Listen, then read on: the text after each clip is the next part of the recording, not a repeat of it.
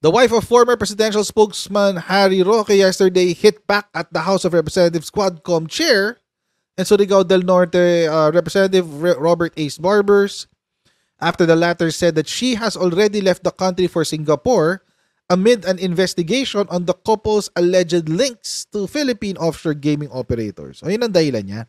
Nagpunta raw kasi siya sa Singapore para magpagamot. Oo. Sabi niya, I flew to Singapore for treatment but his malicious interpretation proves why his panel never accepted any of my medical certificates. Not just from my long-time doctor but even hospital records. Oo. May problema dyan kasi sinagot ni Barbers yan eh. Yung aligasyon na yan eh. Na nagbigay daw siya ng mga dokumento. Oo, sinagot ni Barbers yan eh. And I traveled because I have a right to travel as guaranteed by the Constitution. Alam niyo, feeling ko, ang sumulat nito, si Harry Roque. Hindi si Myla ang sumagot nito. Si Harry Roque ang sumagot niyan. Yan. Kung kayo ay nasa US, UK, Canada, Italy, France, Spain, Ireland, and Belgium, may pwede na kayo magpadala na inyong mga remittances dito sa Pilipinas gamit po ang Sendwave. Ang gagawin nyo lang ay download ng Sendwave app, gumawa kayo ng account. Ilagay nyo na yung bank account details dyan at pwede na kayo magpadala sa GCash, Cash Pickup at iba't ibang mga bangko sa Pilipinas. At kapag ginamit nyo pa kayong promo code na Coach Jarrett, andyan. Ayan, nakasulat o, Coach Jarrett. O, yan, wait, lalakyan natin. Yan. Yan. Makakuha pa kayo ng karagdagan $20 free credit sa inyo pong unang padala. Kaya gamitin na po si Sendwave for all of your remittance needs. Yan. Sabi, Ace Barbers is an abusive individual. He abuses his immunity like from libel with a claim that I am an incorporator of Lucky South even when there is no single document linking me to it. By the way, mga kotsero, sa mga kongresista kasi, lalo na kapag ikaw ay tawag dito, in session, meron po silang immunity from immunity from libel. Lalo na yung sa kanilang privileged speech. May immunity sila from libel. Hindi mo sila pwedeng kasuhan ng libel doon sa kanilang mga privileged speech.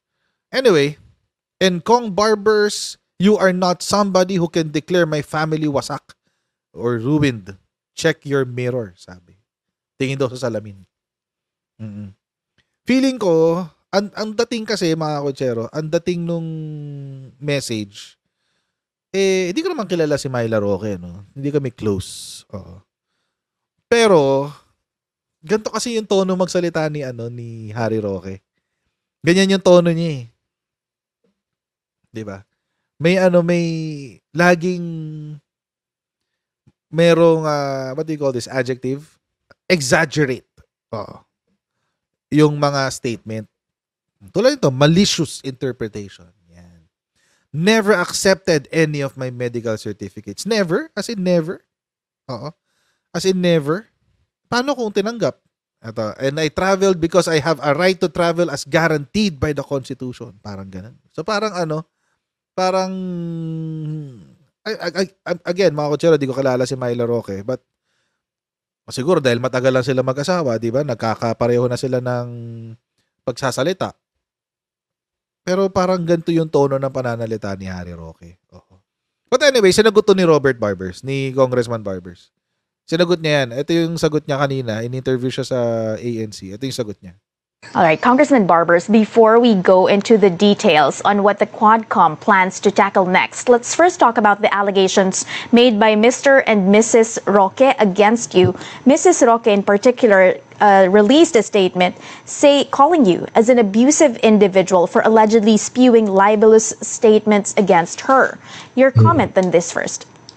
Well, they should get all the facts straight. No, I don't know where they get all this information that they can review naman all the hearings. No, it's all posted in social media, and they can even my interviews. No, I've never issued any libelous statement against Harry or Myla. No, they're probably being fed the wrong information. So again, you check your facts. Okay, Mrs. Roque also claims that the Quad Committee never accepted any of her medical certificates and hospital records justifying her medical condition and her trip to Singapore for treatment. Why did the Quad Committee allegedly refuse to admit these documents coming from Mrs. Roque? Yan na yung documents. No, it was all accepted and admitted by the Quadcom. However, one of the co-chairs of the Quadcom, Congressman Caraps Paduano, asked for more details about her medical condition, no?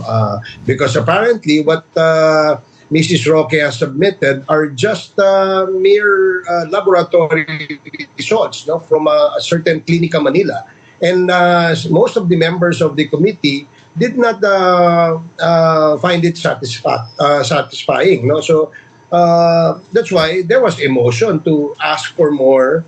Ang weird naman nung pinadala ni Myla Roque. Ba't lab results? Wala ka naman makikita sa lab results eh. Parang mali nga yata yung pinadala niya. Kasi wala kang makikita doon eh. Wala kang makikita sa laboratory results. Blood chem? Yung ba yung pinakita niya, blood chem? Diyos ko, nakaka-irita yung minsan. Mukhang may tinatago. Mukhang may tinatago talaga sila. Mukhang may tinatago. Information, and I'm the chair of the committee, and I would always rule on a motion being posed by a member, especially from a co-chair, and that's the reason why we demanded for more information. But not believing is a different thing, no.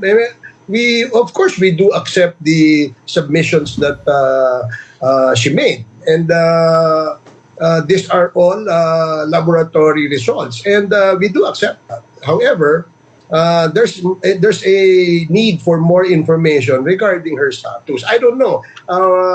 There was a motion made by Congressman Paduano about that. Okay, Congressman Barbers, this means that she did not actually give you or state what kind of illness Right. she's suffering from, on why she needs to travel to Singapore for treatment. Correct. And basically, no explanation as well as to why she needs to get the treatment abroad instead of going to hospitals here in the Philippines? No, she just wrote a letter to the members of the Quad and to the chairman of the Quadcom, saying that she's not fit, she's not well, and she has just undergone a surgery or an operation, no? But nothing in that letter, in that excuse letter, that says that she will travel abroad to seek medical another surgery. No, there's nothing in that letter. We invited her on our third hearing. No, she did not appear. So because she wrote to us and said that she can't make it because she just undergone a surgery or a medical procedure. No, I'm not. I don't remember exactly what it says there in that letter. And in that same letter, in that same day, Attorney Harry Roque, I think, was present, and he said that he's more than willing to answer questions that we posed at Mrs. Roque, and we accepted that. Now, if they're claiming that I abuse my parliamentary immunity and issue libelous statements, I think they should get their facts correctly. Nangako pala sila kasi. Nangako si Harry Roque na magpa-participate. Nangako siya na magbibigay ng dokumento. Nangako siya na pasasagutin yung asawa niya, etc. etc. Nangako kayo, tapos ngayon babawiin nyo. Kagaguhan naman kasi talaga yun. Sorry Lord. Pardon my French. But inuuto. Hindi lang naman yung Quadcom ang inuuto nila eh. Akala nila yung Quadcom lang ba inuuto nila? Buong Pilipinas yung tinatry nilang utuin.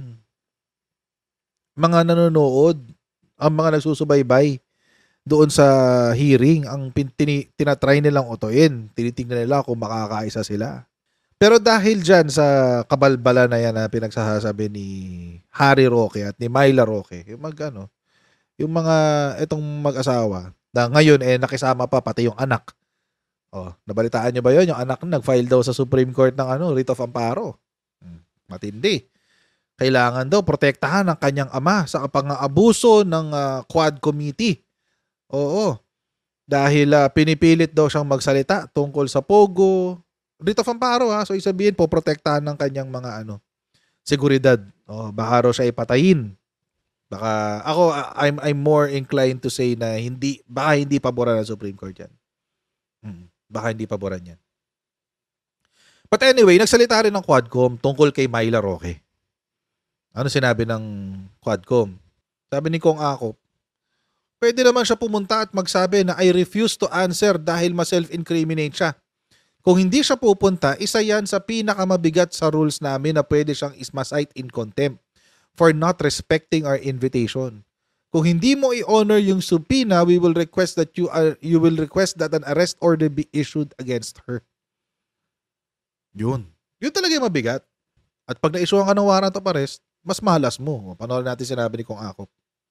Isang magandang umaga rin po sa inyo, Alvin at Doris. Opo. Sa inyong mga tagapakinig at tagapanood. Umaalma po yung misis ni dating Secretary Harry Roque. Particular po ang inaatake niya si Congressman Ace Barbers, pero damay na rin po yung Quadcom. Ano po? Anong gusto niyong sabihin sa misis ni Secretary Roque? Unang-una, yung decision naman ni Chairman Barbers, kasi siya ang chairman ng Quadcom, in-approve naman ng aming mga miyembro ng Quadcom. So, the decision of the chairman is the decision of the committee. That's right. Number two, kung titingnan naman po natin, meron din naman karapatan yung any committee of Congress na magpatawag po ng mga tao na kailangan ng committee para magbigay linaw sa mga Tama issues yun. na nilalabas. Tama yun. Number three, siguro mas maganda na pumarap siya sa committee para ipaliwanag kung bakit pwede naman gawin niya. Punta siya I refuse to answer o kaya exercise niya yung karapatan niya na pwede siyang ma-self-incriminate kung sasagot po siya. Kagaya ng ginagawa ng ibang mga resource person. Opo. Yung punto lang po, dapat pumunta siya dahil pinatawag siya, Kong. Opo, kasi kung hindi po siya pupunta, yun po yung isa sa pinakamabigat dun sa rules namin na dahilan para ma-cite po siya in contempt yung not respecting yung aming invitation. Opo, I understand. Tsaka ano yun, may decision ng Supreme Court dyan. Di ba pinakita ko na sa inyo yun? May decision ng Supreme Court dyan. Ang decision ng Supreme Court dyan, kasama nga yung kapangyarihan to arrest para i-compel ang isang belligerent individual na mag-participate sa hearing. Kasama talaga yun. Legal yun. Walang doon, walang mali doon.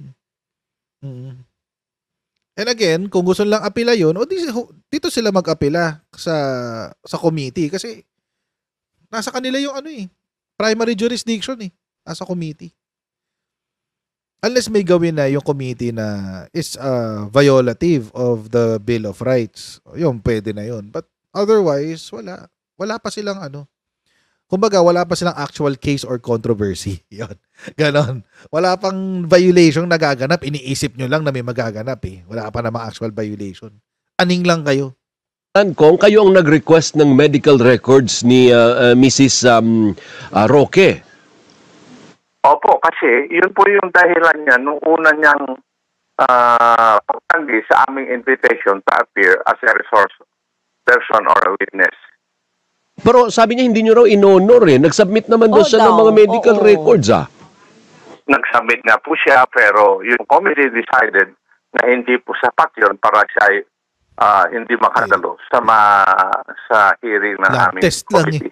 Okay. Opo. So lab test talagang may arrest order na rin po ba siya kagaya ng mister niya o yung sa kanya paano bang status ng Alvin, Doris, ang protocol kasi po pag nirefuse mo yung mga invitation once or twice, the next order of the committee will be show cause. To issue a show cause order. Right. Why you are not able to attend the hearing. And And after which, if you, Wow. kung hindi mo pa rin i-honor yung invitation na yon, then you will be issued a subpoena. Okay. Tapos, so Ngayon, pag hindi mo in-honor yung subpoena, then we will, the committee will move to cite you in contempt. yun na yung due process nun. Okay, hindi pwedeng sabihin nila Roque, ng pamilya Roque, kasi ngayon including na anak ni. Hindi pwedeng sabihin ng pamilya Roque na walang due process. Yun yung due process nun eh. Hindi ka umatay ng hearing or hindi ka nag-comply sa lawful order. 2 beses kang i-invite. Imagine, 2 beses ka i-invite.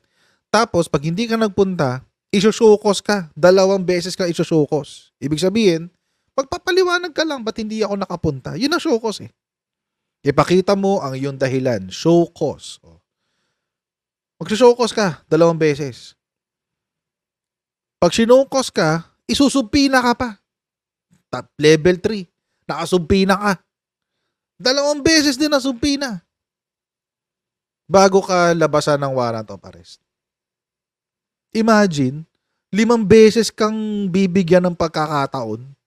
Tuloy pa nila yung pagiging matigas ang ulo nila. Doon na papunta yan. Wala na siyang choice dyan. Tapos kapag nandoon na sa arrest order, sasabihin nila, biktima sila ng pang-aabuso. Come on, natitigas ng ulo nyo eh. Ganun ba yun? Exempted kayo? Yung mga supporters, mga kaalyado ni Duterte, dapat exempted sa application ng batas. Kung totoo inosente kayo, o di sabihin nyo na lang, inosente kami, o ito yung mga dokumento, tapos. Huwag na yung mga fishing expedition, kunyari, ganto, ganyan. It's irrelevant. Hindi na dapat pinag-uusapan yun. Irrelevant na yun eh. Wala nang silbi yun. Wala nang kwenta yun. And I'll see all of you in our next Coach Jared Live. God bless and see you next time, guys. Bye!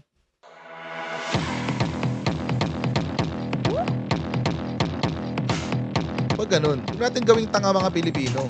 Mas maganda kasi nasa lugar ka ng tama kaysa yung pinipilit mo yung pagkakamali.